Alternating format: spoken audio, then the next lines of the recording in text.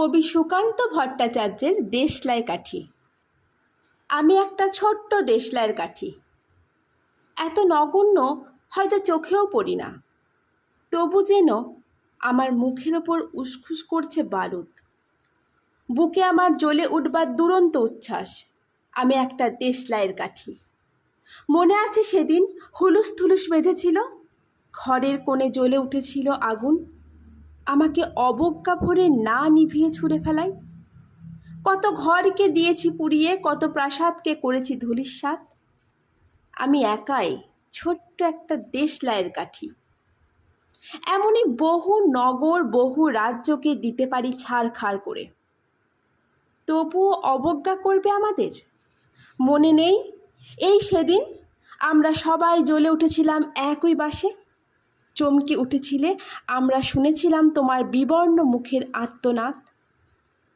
আমাদের কি অসীম শক্তি তা তো অনুভব করেছো বারংবার, তবু কেন বোঝো না?